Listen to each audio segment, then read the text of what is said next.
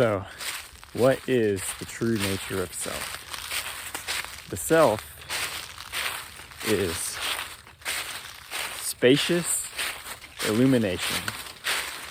Because for you to be aware of anything, you must be spacious. And to imagine or perceive anything, it must be illuminated. So you, the true self, must be spacious and illumination.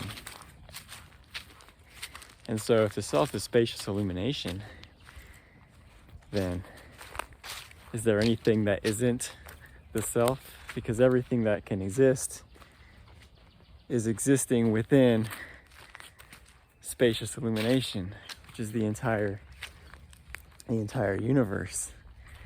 And anything that you can think about is part of yourself because you can act from it and you can feel it. And so, if everything ever is the self, is there a self? Because the concept of self implies the existence of something that is other. But if the mind itself, the awareness itself is spacious illumination and everything that it contains, everything is the self. And if everything is the self, then there is no other. Now we can't get a big head about this. I mean, I'm just a little ant in the grand scheme of things.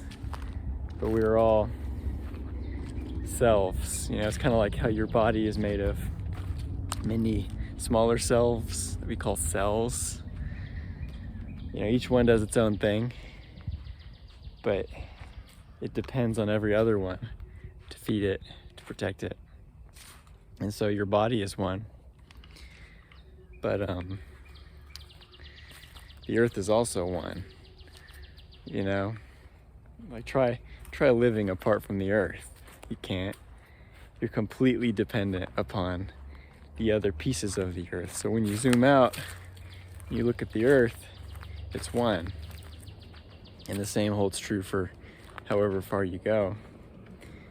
It's always just one. It's one breath. It's one verse. It's a universe. It's one song.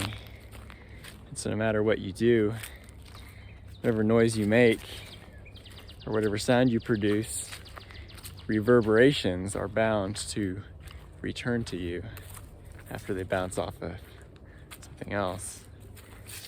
And so you really should treat everybody as if they're you, because in a way they are. We don't really exist without each other. We have to be seen. But we also shouldn't, you know, put so much stock in identity, because what is that even? Just to say I'm this as opposed to that? I think we're more complicated than that. I think every one of us is everything, just in different varying degrees. So yeah, that's ultimately what meditation is where you take time to sit and to be aware of yourself as spacious awareness, and then to just become aware of whatever arises or vanishes within the purview of your awareness without, you know, creating complications or stirring things up. So it's just to be what you are. And that's a good way to go through a lot of life too, because then you're not struggling so much. You just simply take things as they are, and you're aware of them, you know. And you should also make decisions from a place of clear-minded awareness, keeping in mind the alpha and the omega, meaning the beginning and the end of whatever decision we make, especially with relationships. I mean, are you thinking about where this relationship is leading, where it's going to end up? will it ever be as fruitful as you want it to be? We can't deceive ourselves. We can deceive ourselves actually, but it doesn't really help us very much in getting what we want.